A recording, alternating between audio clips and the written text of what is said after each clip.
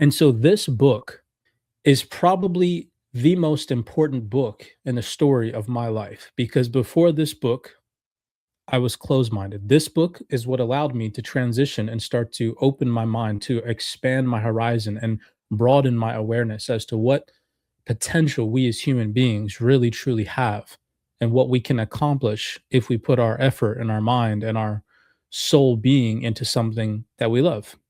So, welcome to the journey.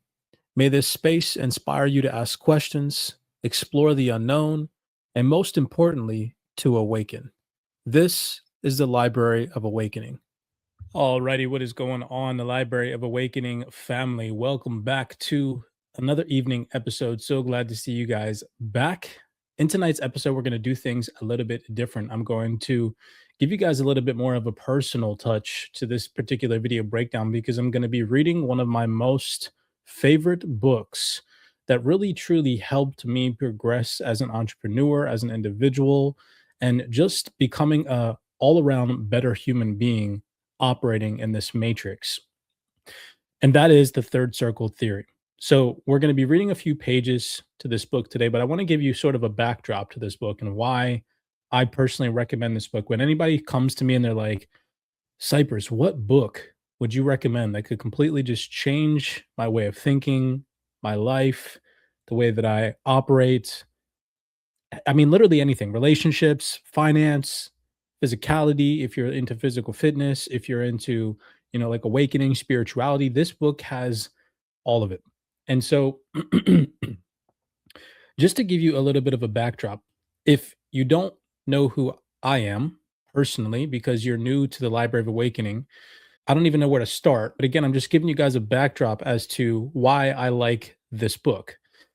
So starting in, I'd say 2016 to 2017 area, because I got out of the military officially in December 2017. So I started my vision for this entrepreneurship journey in 2016 when I had initially invested into cryptocurrency. Then in 2017, when we saw price appreciation, I had gotten out of the military, and that is when I officially started my entrepreneurship journey. But I wasn't awakened yet. I was still in the closed minded state of living and being.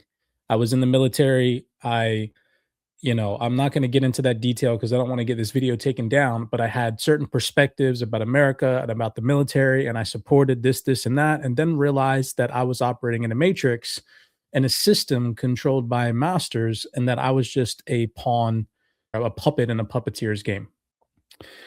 And so I'd say that I really started to kick it into gear to becoming a multi six figure entrepreneur from roughly around 2000. Wasn't until 2020 that I made my first six figures.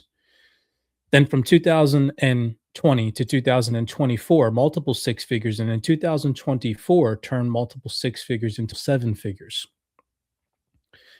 Now, where we're at today in 2026, I look back and sometimes I think to myself, like, none of that was easy. None of it was easy.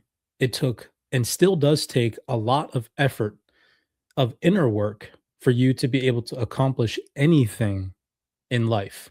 You have to change a lot of pre existing perspectives and beliefs that are literally enshrined and embedded and ingrained into you all throughout your upbringing because of the way that the matrix works, the way that your parents raise you, the way that the school system raises you to believe how things are supposed to be.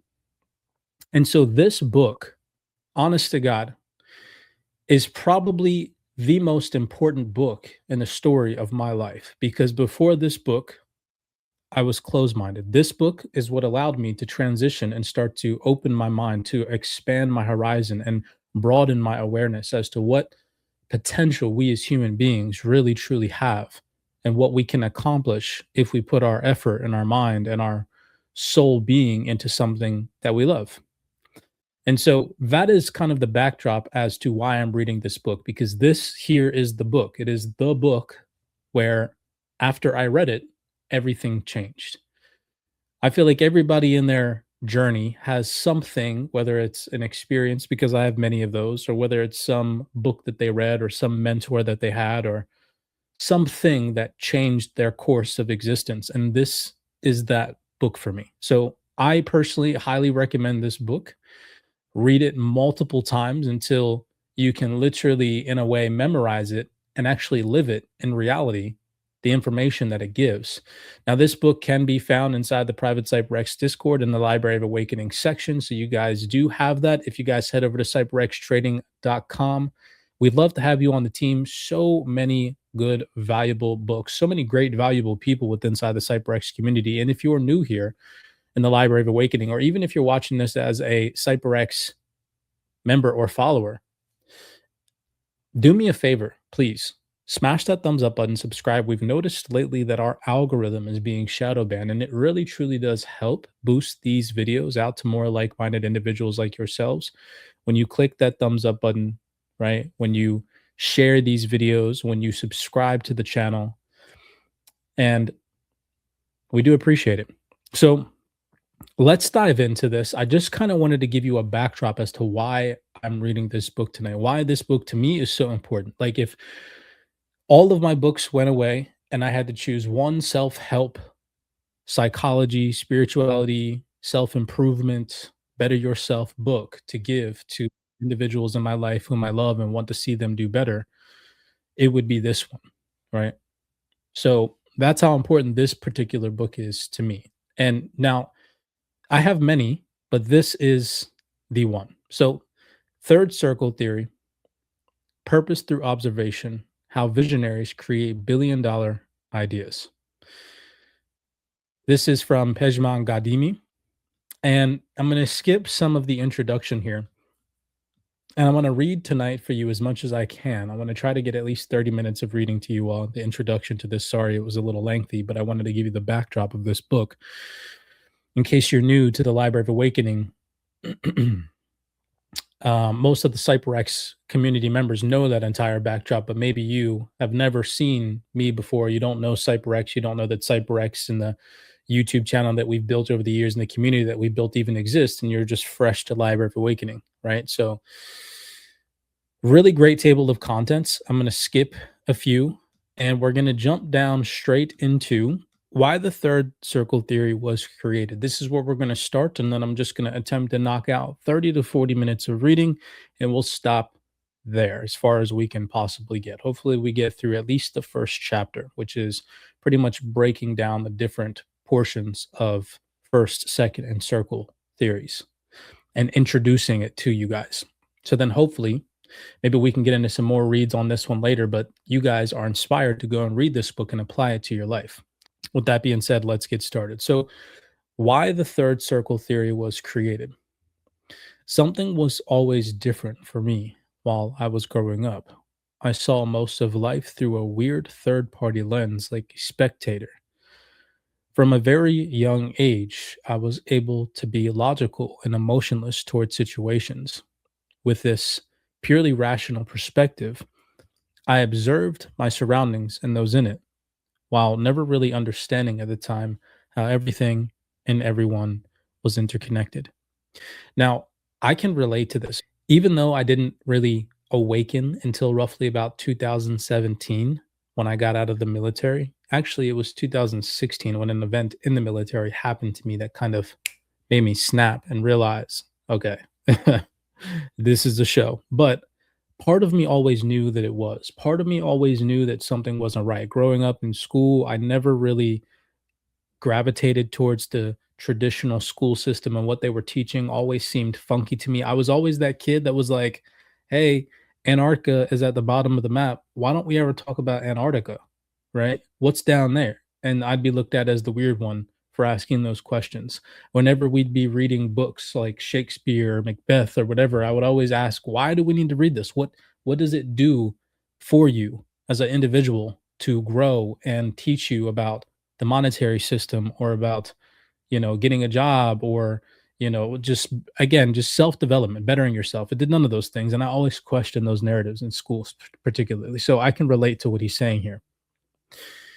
What was most interesting was that no matter what I started, like getting an education or a nice job, I never really found fulfillment, just temporary satisfaction.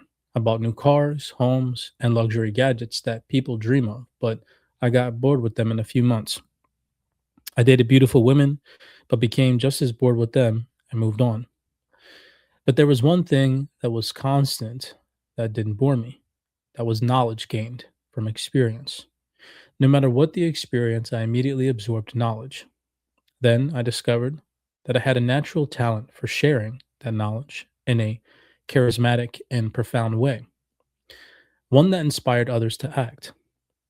With each person I helped or touched, I became more and more motivated and I was full of energy to do it all over again, which is exactly why, if you all are even a part of CyberX or you know about CyberX, that is literally my business statement. It has been my motive ever since creating all that I've created is to take what I know, take what I learn, take what I experience, and use it to help people benefit themselves spiritually, mentally, physically, and financially, and not stop until I've achieved what I believe to be success, which is helping as many people as I possibly can until I'm 6 feet under, right?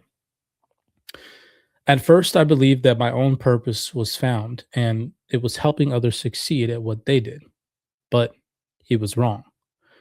I had never uncovered my purpose, rather, what I was passionate about. This discovery led me to become even more analytical with myself and look back at all my experiences so I could understand what my purpose really was. I realized through this experience that every time I helped someone, it held a residual effect for me as their supervisor. Their efforts directly benefited me, and so I knew something was keeping me from taking the next step towards finding my purpose. I asked myself over and over, how was I actually helping people? Was it changes to their mindset? Was it motivation? Or perhaps it was nothing more than offering them a logical approach rather than an emotional one. I really couldn't differentiate what it was exactly that I was doing to help them or in what order. I knew what was helping them as their change and results proved that my method worked, even though it wasn't much of a method, but rather different components of different things all coming together through my words and presented a way that everyone would buy into it. I didn't know what I triggered in them to make them change, and certainly didn't understand how my techniques worked for everyone, but I certainly knew why it was very important for me to continue helping others, ultimately helping society altogether by introducing smarter and brighter people each and every day. I kept helping in various ways, continued to see results time after time, and my method worked as planned until one day I ran into failure.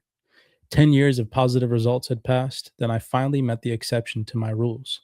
No matter what I said or how I said it, she didn't believe me, didn't change, and didn't improve. My method failed with this young lady. As shocked as I was, I actually enjoyed analyzing why I failed and attempted to find out from her why she never trusted me, and she actually told me. Because I thought you wanted to help me so you could use me to get yourself ahead. Despite being hurt, shocked, and puzzled as to why she would feel that way, I understood that I simply hadn't earned enough trust for her to believe me. So I tackled the situation in my usual non emotional, analytical way. I evaluated why others trusted me while she didn't. For example, I broke down different segments of what I did with others that I didn't do with her. After careful study, I finally came to realize that it wasn't what I did or didn't do with her, but rather what was done or not done to her prior to meeting me. Her past environment taught her to not trust those who want to help. She had been conditioned to believe these people would most likely be using you. This discovery made me realize that environment plays a much more significant role in someone's growth. More importantly, it also made me have to rethink my own environment and how it had altered my thinking through the years. That's when I realized that what I was teaching everyone was nothing more than a combination of my learnings. I also discovered that how I was teaching them was almost identical to how I learned. However, why I was teaching them was because I wanted them to know what it is like to find their purpose. I wanted them to know what it is like to feel like you understand your role in this world and the importance it holds. I created the third circle theory as a result of my experiences because I believe more people need to discover for themselves why they are here, which is why I am introducing this book to you all. More importantly, they need to see and experience more life. They need to really understand what living is and start becoming less selfish and more driven to help each other. The third circle theory will help you identify what you must do to find your purpose. The circles themselves help identify various elements in your environment and the roles they play in your quest. A lot of the actions you take part in or watch others go through are defined in these circles. Hopefully, this direction will help you identify and connect the dots to what you must change to get to that third circle. Now, as we continue, now that you all know why the third circle theory was created, let's go on to the third circle theory introduction. If you guys are enjoying this so far, again, we do appreciate the love and the support. If you do us that favor, smash that thumbs up button. It is free to do so. It helps this platform grow and it boosts our shadow banned algorithm because they, for a fact, have us suppressed. And if you're not already subscribed, take some time now and subscribe to the platform so that way you don't miss a beat on any further video breakdowns. I created the third circle theory for Secret Entourage, a platform aimed at helping the rebirth of entrepreneurship, to explain how the human mind evolves from birth to the stage where it finds purpose. This theory cannot help you realize why you are not finding your purpose, but can actually guide you in the right direction to finding it. The third circle theory consists of three circles illustrating three worlds, three perspectives, three visions, and three cycles. Each circle consists of a world, a perspective, a vision, and a cycle. Your mind undergoes each of these four elements. Each circle represents a path you can take. Through time, you can evolve from one to the next. You do not have to complete a circle in order to graduate to the next circle. Everyone goes through the first circle, some will evolve to the second, and very few progress to the third circle, which is the stage that allows the definition of your existence. My hope is that by reading this book, you will join that elite group of purposeful people. Everyone begins in the first circle. It is the foundation of your life, and regardless of how strong that foundation, you begin here. The birth signifies that you are born into the circle. As a child, the world revolves around you, which is the significance of the diagram's center dot. You are a product of the environment that you are born into and the practices you were taught early on. Your religious beliefs, your habits, your values, and behaviors are all derived from someone else's perspective of life, often a parent. Your value system, views, and reach extend only as far as theirs. You strive for the things you are exposed to. If you are from a family that struggles to make ends meet or raised in sickness or with issues, you could find yourself more exposed to individuals with little hope for something better, as well as a significant amount of faith or belief in the things that are uncontrollable. As a result, you strive to rise above poverty or to gain better health as your main goal. Your aspiration at this stage also remains small, perhaps because your family's goal for you are equally small as their own were. This is where they tell you about opportunities that they never had, and that, unlike them, you will make a difference by acquiring an education. They might blame you for their own failures and make an example of what they sacrificed in order to bring you into this world. But you need to put this into perspective. If you are blamed, it is mostly because your parents or parental figures never themselves graduated from the first circle. So you were stuck in a narrow minded enclosure. On the contrary, if you were born into a family where neither money nor accomplishment is scarce, you too will strive to do great things. The exposure to this more optimistic lifestyle reinforces your belief of what success is, what you can achieve, and what you deserve. This is where entitlement starts. Entitled or not, in this environment, you are always exposed to what you can be. Not only is support available for you to achieve your goals, but resources, belief, and constant encouragement exists. While education and the core foundation may not differ much from being born into poverty, the constant level of achievement present all around you forces you out of this first circle much faster, propelling you toward finding what you are meant to do. I want to highlight this right here, where it talks about the constant level of achievement presented all around you forces you out of this circle much faster.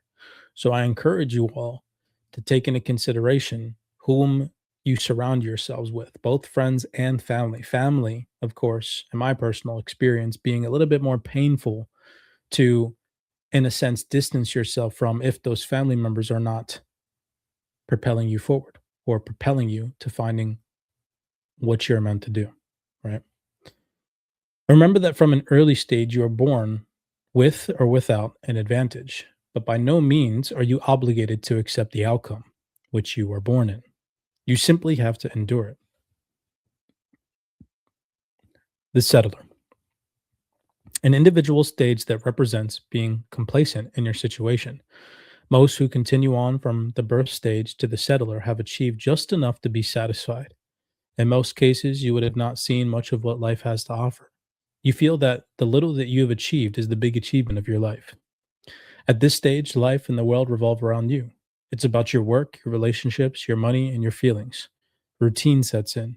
Most of your earlier beliefs, behaviors, and faith are followed and maintained with the direction from those above you. Your elders, supervisors, or wealthier individuals are highly respected without question. You are simply happy and deal with life cycles in different stages, which are represented by all the alternative viewpoints, or the dotted lines, which are up here. They are all very narrow, and only an alternative view of the main vision, which is equally narrow, illustrated by the bold line. Your viewpoint can only see so far and is limited to what you are shown, since at any given time you miss what is occurring in alternative views, times, and locations around you. By staying in the settler stage, your mind accepts its inability to grow and settles for whatever it has achieved to date.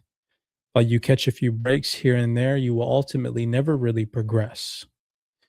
In the settler stage, you will showcase traits like disinterest towards what goes on in the world.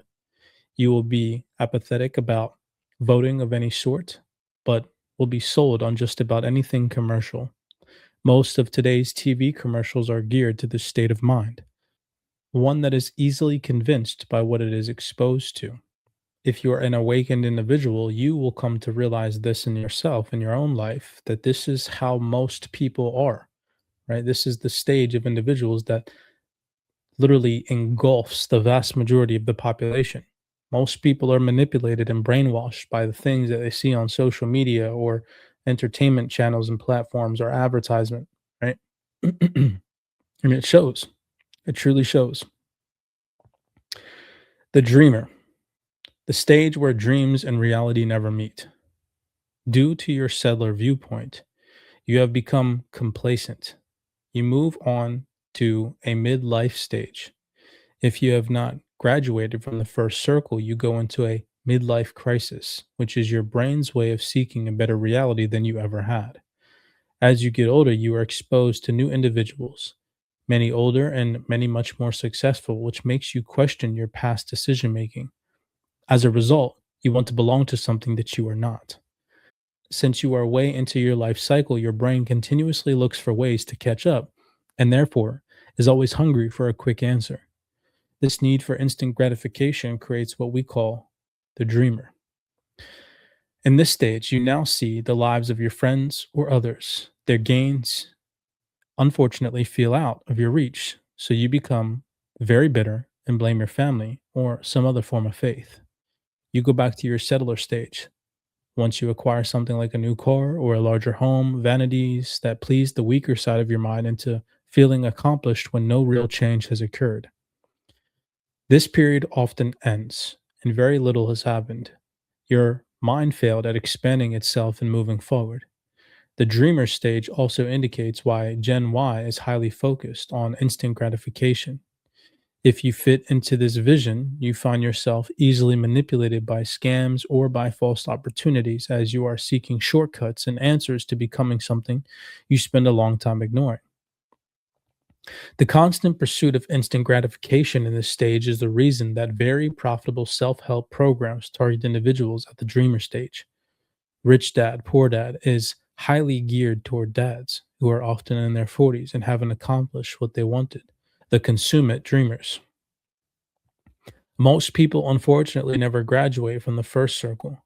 While they are followers who seem lost to those others who have graduated, they still can make the transition at any time. The real problem here is that if you stay in the first circle, you will remain set in your ways and it is difficult to change. This is the reason why many young adults feel like their parents don't understand their aspirations when they think differently than a conventional way to succeed. The real change from the previous generation, Gen X to Gen Y, is as it pertains to the first circle is the time it takes to move through the stages. Gen Y will simply go through the phases of each circle faster due to the widely available amount of information. The access to information is good and bad. Information, if accurate, is great, as it allows you to make conclusions based on facts. But today's society shares opinions based on perspectives, which will differ depending on the source of information. This creates serious mass confusion and often creates manipulation to a level unheard of before. The characteristics I'm gonna highlight that one right there. That is such a good perspective of the way in the world that we live in today. Let's highlight that one in yellow. The characteristics lacking in most people in the first circle are based around self-perception. Most of the individuals here lack self-confidence, courage, and belief in themselves, partly because they have poor perception of the world and where they fit in it. They don't feel significant enough to accomplish anything, often not even knowing what they want to do in life. They stay complacent with their environment, don't take chances, don't start businesses, don't travel as much to places they haven't been before, and are okay with anything that happens. They are often drawn to individuals who, unlike themselves, seem to have all the answers, which is why the first circle people are easily manipulated. They often perceive others as arrogant instead of confident, as they are unable to identify confidence in what it does for one's body and mind. The second circle, the awakening, the leader, and the achiever.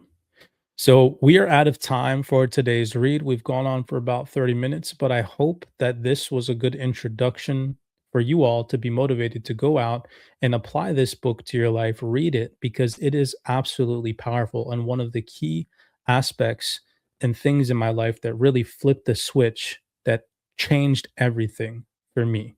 Now, if you guys want access to this book and hundreds, if not thousands, of other books like it, you guys can head over to cyberxtrading.com. There are so many books within inside the CyberX Discord, literally ancient texts and books that you probably will never ever come across in your life are inside this book. Books that are from like literally the 18, 1700s, books that I personally haven't even ever heard of or come across and would have never without the CyberX researchers.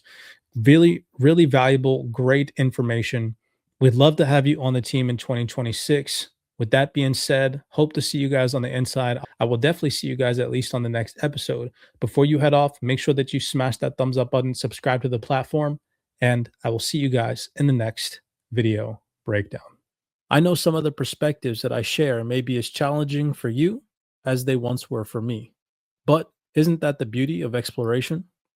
Every perspective, no matter how unconventional, has something valuable to contribute to it if it's shared. Knowledge is not absolute, it's a living, breathing phenomena, shaped and reshaped over time. The important thing is not always be right, but to always be curious. Explore freely, share boldly, and learn deeply. And don't rely solely on others to validate your discoveries. Stand firm in integrity, even in the face of criticism. Remember that growth always means embracing the humility to admit when we're wrong. Learning from our errors is not a setback, it's the very essence of our progress. So, welcome to the journey. May this space inspire you to ask questions, explore the unknown, and most importantly, to awaken. This is the Library of Awakening,